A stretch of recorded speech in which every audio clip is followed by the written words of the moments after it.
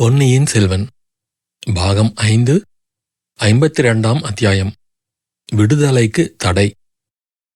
மணிமேகலைக்கு எப்படி ஆறுதல் கூறுவது என்று குந்தவை பிராட்டி யோசித்தாள். அவளுடைய உள்ளம் தாங்க முடியாத துயரத்தினாலும் கவலையினாலும் குழம்பியிருந்தபடியால் யோசனை ஒன்றும் தோன்றவில்லை. அச்சமயத்தில் அரண்மனை வாசலில் பெரியதொரு கோஷம் எழுந்தது. வானதி, அது என்னவென்று பார். சக்கரவர்த்தியின் மனோநிலையையும் உடல்நிலையையும் கூட இந்த ஜனங்கள் மறந்துவிடுகிறார்கள். இப்படி ஆரவாரம் செய்கிறார்கள் என்றாள். வானதி அரண்மனையில் முகப்பில் சென்று எட்டி பார்த்துவிட்டு உடனே அவசரமாக திரும்பி வந்தாள். மிகுந்த பரபரப்புடன், அக்கா, அவர் வந்து கொண்டிருக்கிறார் என்றாள். அவர் என்றால் யார் என்று புன்னகையுடன் கேட்டாள் குந்தவை. அவர்தான் அக்கா, உங்கள் தம்பி. உடனே குந்தவை, சரி, அப்படியானால் நீ இந்த பெண்ணை சற்று அப்பால் அழைத்து கொண்டு போ என்று சொன்னாள். வானதி தயங்குவதை பார்த்துவிட்டு, சீக்கிரம் போ, உன்னை பார்க்காமல் அவன் போய்விட மாட்டான், நான் உனக்கு சொல்லி அனுப்புகிறேன் என்றாள் இளைய பிராட்டி குந்தவை. வானதி மணிமேகலையின் கையை பிடித்து அழைத்து கொண்டு அப்பால் சென்றதும் பொன்னியின் செல்வர் அந்த இடத்துக்கு வந்தார். தம்பி, இது என்ன? நீ போகுமிடமெல்லாம் ஜனங்கள் கூடி கூச்சல் போடுகிறார்கள் என்று கேள்விப்பட்டேன். அவர்களை அரண்மனை வாசலுக்கே அழைத்து கொண்டு வந்துவிட்டாயே. மனம் புண்ணாகி வேதனையில் ஆழ்ந்திருக்கும் சக்கரவர்த்தியின் காதில் இந்த ஜனங்களின் கூச்சல் விழுந்தால் அவருக்கு எவ்வளவு கஷ்டமாயிருக்கும் என்றாள். நான் என்ன செய்யட்டும் அக்கா, எனக்கு மட்டும் மனவேதனை இல்லாமலா இருக்கிறது?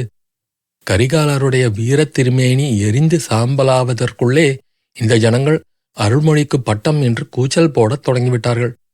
இந்த கூச்சல் எனக்கு கர்ண கடூரமாக இருக்கிறது. ஒவ்வொரு சமயம் ஒருவரிடமும் சொல்லிக் கொள்ளாமல் ஓடிப்போய்விடலாமா என்று எண்ணுகிறேன். அப்படி செய்தால் குழப்பம் இன்னும் அதிகமாகிவிடுமோ என்றும் பயமாயிருக்கிறது. மதுராந்தகரும் சிற்றரசர்களும் சூழ்ச்சி செய்து என்னையும் கொன்றுவிட்டார்கள் என்று ஜனங்கள் நம்பினாலும் நம்புவார்கள். அதனால் ஏற்படக்கூடிய விபரீதங்களை நினைத்தால் என் உள்ளம் திடுக்கிட்டு நடுங்குகிறது. ஆம் ஆம், அம்மாதிரி ஒரு காலம் செய்துவிடாதே. அந்த எண்ணத்தையே விட்டுவிடு. ஜனங்கள் நினைப்பது ஒரு புறம் இருக்கட்டும், சக்கரவர்த்தியின் நெஞ்சு நிச்சயமாக பிளந்து போய்விடும். மந்தாகினி தேவியையும் கரிகாலனையும் நினைத்து நினைத்து அவர் துயரப்பட்டுக் கொண்டிருப்பது போதும் என்றாள் இளைய பிராட்டி. ஆகையினால்தான் நான் ஓடிப்போக தயங்குகிறேன். எப்படியாவது ஜனங்களுக்கும் வீரர்களுக்கும் நல்ல வார்த்தை சொல்லி மதுராந்தகருக்கு பட்டம் கட்ட அவர்களுடைய சம்மதத்தை பெறுவதற்கு பார்க்கிறேன். நான் பேசும்போதெல்லாம் ஜனங்களும் சாவதானமாக கேட்டுக்கொண்டிருக்கிறார்கள். நான் இப்பால் திரும்பியதும் உடனே பழையபடி கோஷம் போடத் தொடங்கிவிடுகிறார்கள். நான் அவர்களுடைய மனத்தை மாற்றிவிட்டதாக நினைத்து கொண்டு இப்பால் வருகிறேன். உடனே திருக்கோவலூர் பாட்டனும் கொடும்பாளூர் வேளானும் போய் படை வீரர்களுடைய மனத்தை மாற்றிவிடுகிறார்கள். அக்கா, அவர்களைப் பற்றி உன்னிடம் சொல்லத்தான் வந்தேன். மலையமானையும் வேளாரையும் நீங்கள் அழைத்து பேச வேண்டும். நான் எது சொன்னாலும் அவர்கள் காதில் வாங்கிக் கொள்வதில்லை. நீ சொன்னால் ஒரு வேளை கேட்பார்கள். நானும் எவ்வளவோ சொல்லி பார்த்துவிட்டேன் தம்பி. அவர்கள் பிடிவாதத்தை மாற்ற முடியவில்லை. வேறு ஏதேனும் உபாயத்தைத்தான் பார்க்க வேண்டும். அக்கா, வேளாரிடம் நீங்கள் ஒரு செய்தியை கூறியிருக்க மாட்டீர்கள். அதை சொன்னால் அவர் ஒருவேளை எனக்கு பட்டம் கட்டுவதில் இவ்வளவு பிடிவாதமாக இருக்க மாட்டார். அது என்ன தம்பி?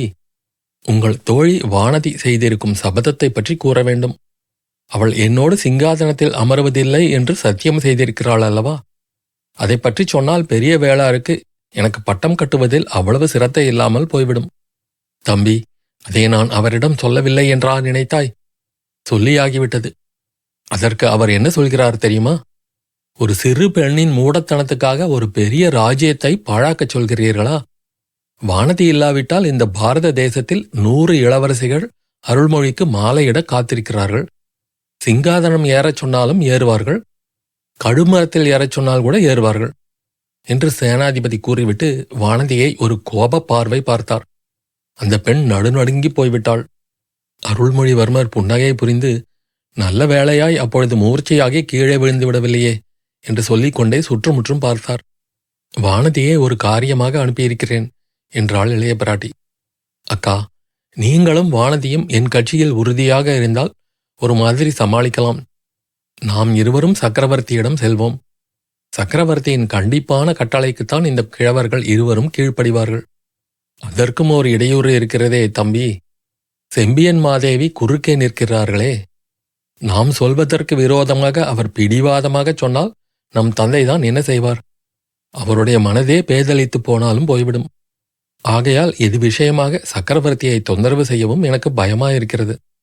அப்படியானால் நாம் இருவரும் சேர்ந்து செம்பியன் மாதேவியைத்தான் பிரார்த்தனை செய்து கேட்டுக்கொள்ள வேண்டும். அவருடைய மனத்தை மாற்ற முயல வேண்டும்.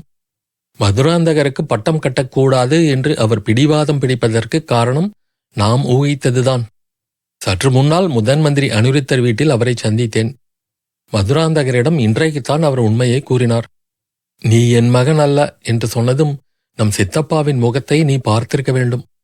களை சொட்டும் அவருடைய அழகிய முகம் கோர ராட்சதனின் முகம் போல மாறிவிட்டது. நல்ல வேளையாக அந்தச் சமயம் நான் போய் சேர்ந்தேன். அப்படியா? அப்புறம் என்ன நடந்தது என்றாள் குந்தவை. பாட்டியின் முன்னால் கை கூப்பி நின்று, அம்மா, மதுராந்தகர் தங்கள் வயிற்றில் பிறந்த மகன் அல்ல என்பதை நானும் அறிவேன். அதனால் என்ன? தாங்கள் அருமையாக வளர்த்த புதல்வர் தங்கள் புதல்வரே அல்லவா?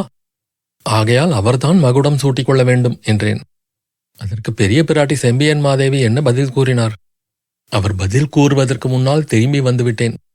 தம்பி, மதுராந்தகர் செம்பியன் மாதேவியின் புதல்வர் இல்லாவிட்டாலும் வேறு வகையில் அவருக்கு சோழ சிம்மாசனத்துக்கு உரிமை உண்டு என்று நீ சொல்லவில்லையா?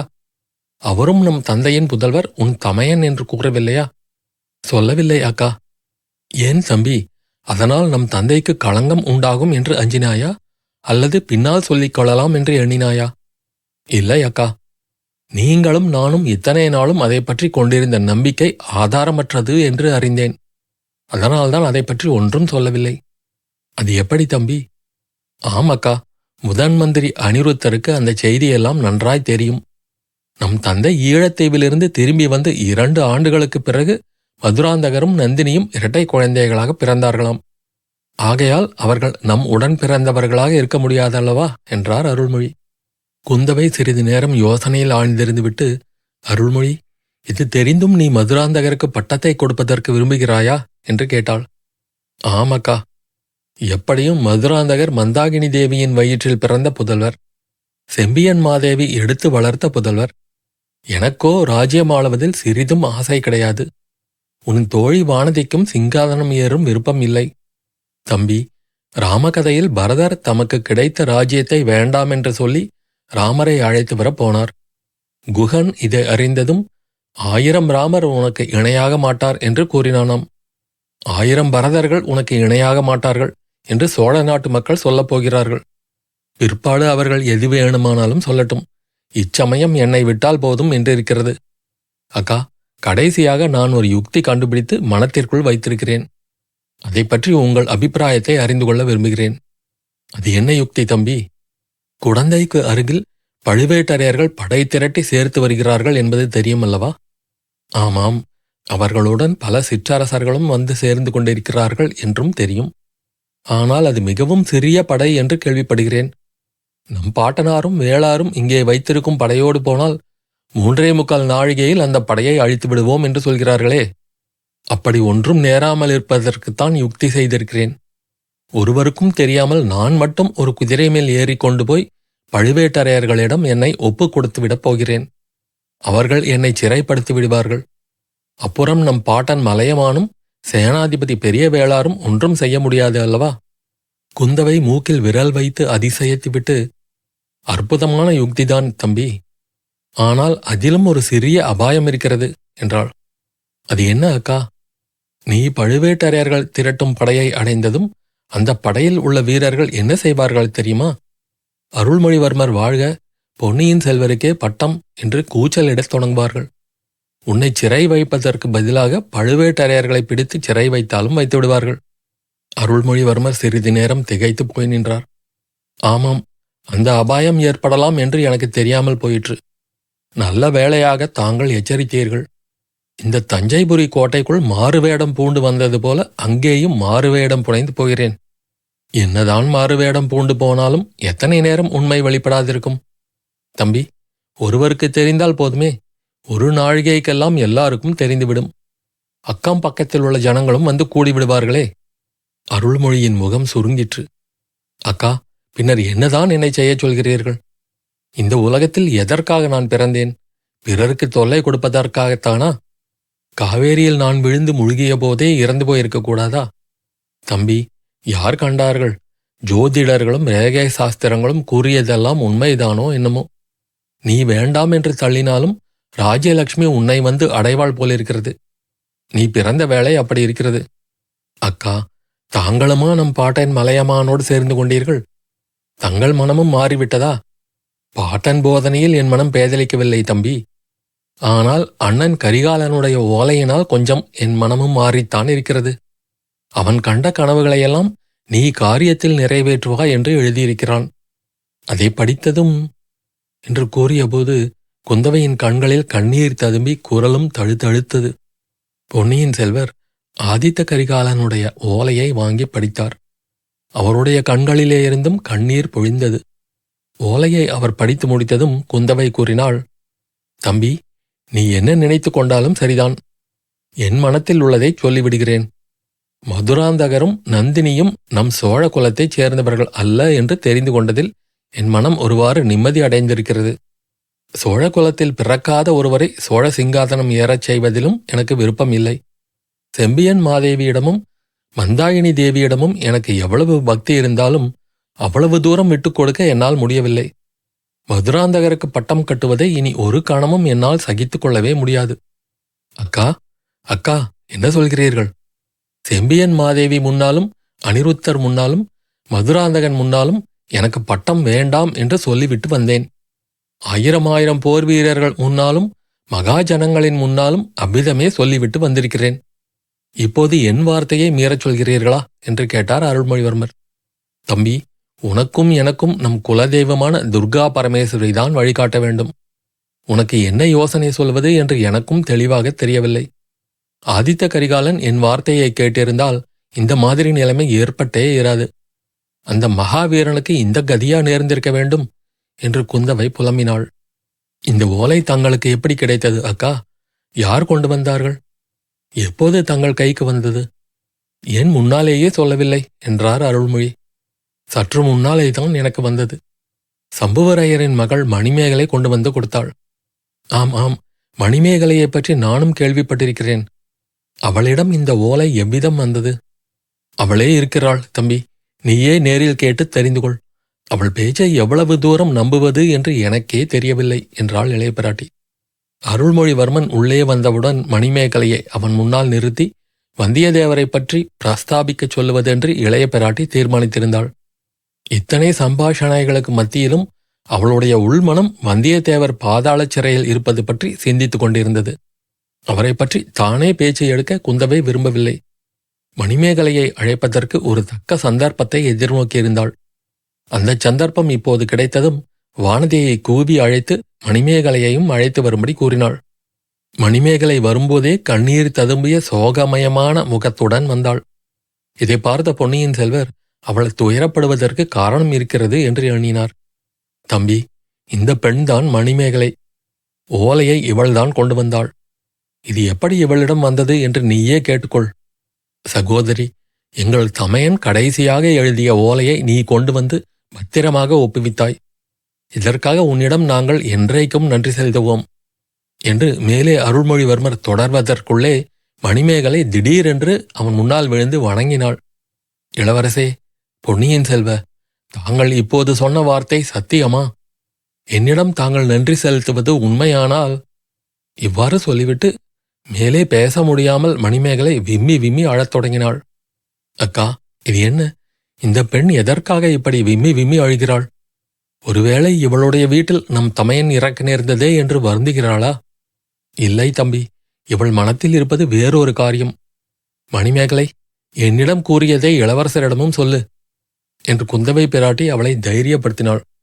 ஐயா, தங்கள் தமையனை கொன்ற பாவி நான்தான். என்னை பாதாள சிறையில் போட்டுவிட்டு அவரை விடுதலை செய்யுங்கள் என்று அழுது கொண்டே கூறினாள். அருள்மொழிவர்மர் திகைப்புடன் குந்தவையை பார்த்து, அக்கா, இவள் என்ன சொல்லுகிறாள்? இந்த பெண்ணுக்கு பைத்தியம் பிடித்து விட்டதா என்ன என்று கேட்டார். இவளுக்கு இன்னும் பைத்தியம் பிடிக்கவில்லை தம்பி. ஆனால் சீக்கிரத்தில் வல்லத்து இளவரசரை பாதாள சிறையிலிருந்து விடுதலை செய்யாவிட்டால் இவளுக்கு பைத்தியம் பிடித்தாலும் பிடித்துவிடும் என்றாள். என்ன என்ன? யார் பாதாள சிறையில் இருக்கிறது என்று வியப்புடன் கேட்டார் அருள்மொழி. ஈழ நாட்டுக்கு நான் ஓலை கொடுத்து அனுப்பிய வானர்குல வீரரை அடியோடு மறந்து விட்டாயா தம்பி? நெடுங்கனவிலிருந்து அப்பொழுதுதான் விழித்து எழுந்து இவ்வுலக நினைவு வந்தவரை போல் அருள்மொழிவர்மர் ஒரு நிமிட நேரம் தோற்றமளித்தார். தஞ்சை கோட்டைக்குள் அவர் பிரவேசித்ததிலிருந்து ஒன்றன் பின் ஒன்றாக நடந்த சம்பவங்கள் அவருடைய கவனத்தை முழுவதும் கவர்ந்திருந்தன. கரிகாலனுடைய மரணச் செய்தி வந்த பிறகு சோழ சிங்காசனத்தில் மதுராந்தகரை ஏறச் செய்யும் மார்க்கத்தை பற்றி சிந்திப்பதிலேயே அவருடைய உள்ளம் முழுவதும் ஈடுபட்டிருந்தது. வந்தியத்தேவனை பற்றி உண்மையிலேயே அவர் மறந்துவிட்டிருந்தார். இப்போது அவன் பெயரை கேட்டதும் ஒரு துள்ளு துள்ளி, யார்? என்னுடைய அருமை நண்பர் வந்தியத்தேவரா பாதாள சிறையில் இருக்கிறார்? எதற்காக?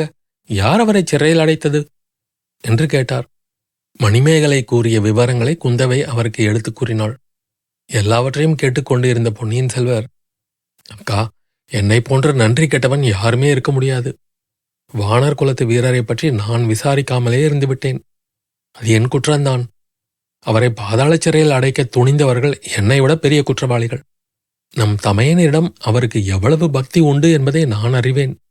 கரிகாலரின் மரணத்துக்கு அவரை பொறுப்பாளியாக்க துணிந்தவர்கள் யார்? இது என்ன மூடத்தனம்!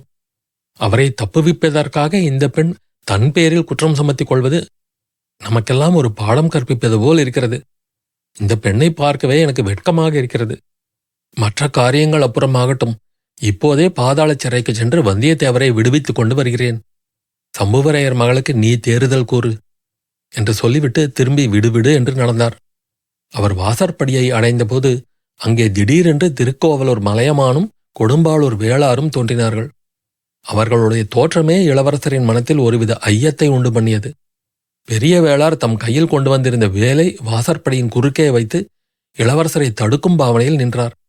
அவருக்கு பின்னால் மலையமானும் கையில் பிடித்திருந்த கத்தியை கீழே ஊன்றிய வண்ணம் இளவரசர் மேலே போவதை தடுப்பதற்கு ஆயத்தமாக நின்றார். பொன்னியின் செல்வர் பெரும் வியப்புடனும் சிறிது கோபத்துடனும், சேனாதிபதி, இது என்ன? என்னை கூட சிறைப்படுத்தப் போகிறீர்களா என்று கேட்டார். இளவரசே, இப்போது பாதாள சிறைக்கு போகாமல் தங்களை தடை செய்கிறோம். அவசியம் நேர்ந்தால் சிறைப்படுத்தவும் செய்வோம் என்றார் பூதி விக்ரமகேசரி. அவர் கூறியது உண்மையாகவா வேடிக்கையாகவா என்று பொன்னியின் செல்வருக்கு விளங்கவில்லை. ஆனால் வேடிக்கையை பொறுத்து கொள்ளும் மனோநிலையும் அச்சமயம் அவருக்கு இல்லை. ஆகையால் முன்னைவிட கோபமான குரலில், எந்த அதிகாரத்தை கொண்டு தடை செய்ய முன்வந்தீர்கள் என்றார். தாங்கள் எந்த அதிகாரத்தை கொண்டு பாதாள சிறையில் உள்ளவனை விடுதலை செய்யப் போகிறீர்கள் என்றார் பெரிய வேளார். சேனாதிபதி, எனக்கு அந்த அதிகாரம் இல்லையா? நான் யார் என்பதை மறந்துவிட்டீர்களா? அல்லது தங்களை தாங்களே மறந்துவிட்டீர்களா? என்னை நான் மறக்கவும் இல்லை, தாங்கள் யார் என்பதை மறக்கவும் இல்லை. நான் தஞ்சை கோட்டைக்கு இன்று தளபதி, ஆகையால் பாதாள சிறைக்கு காவலன். தாங்கள் சக்கரவர்த்தியின் திருக்குமாரர் பொன்னியின் செல்வர். ஆயினும் தங்கள் தமையனை கொண்டதற்காக குற்றம் சாட்டி பாதாள சிறையில் வைக்கப்பட்டவனை விடுதலை செய்ய தங்களுக்கு அதிகாரம் கிடையாது. சக்கரவர்த்திக்குத்தான் அந்த அதிகாரம் உண்டு. அல்லது சக்கரவர்த்தியின் ஸ்தானத்தில் முடிசூட்டிக் கொள்ளப் போகிறவருக்கு அந்த அதிகாரம் உண்டு. தாங்களோ சோழ சிங்காதனத்தில் ஏறப்போவதில்லை என்று பறைசாற்றிக் கொண்டு வருகிறீர்கள். ஆகையால் சக்கரவர்த்தியின் கட்டளையின்றி பாதாள சிறையிலிருந்து யாரையும் விடுவிக்க முடியாது என்றார் கொடும்பாளூர் பெரிய வேளாராகிய சேனாதிபதி பூதி விக்ரமகேசரி. குழந்தாய், வேளார் கூறியது உண்மையான வார்த்தை. சின்ன பழுவேட்டரையன் ஓடிப்போனபடியால் பெரிய வேளாரை தஞ்சை கோட்டை தளபதியாக சக்கரவர்த்தி நியமித்திருக்கிறார். ஆகையால் பாதாள சிறையிலிருந்து யாரையும் விடுவிக்க உனக்கு அதிகாரம் இல்லை என்று மலையமான் ஆமோதித்தார். பொன்னியின் செல்வர் அவர்களுக்கு என்ன பதில் சொல்வது என்று தெரியாமல் மௌனமாக நின்றார். மணிமேகலையின் விம்மல் சத்தம் கேட்டுக்கொண்டிருந்தது. அத்தியாயம் முடிவு.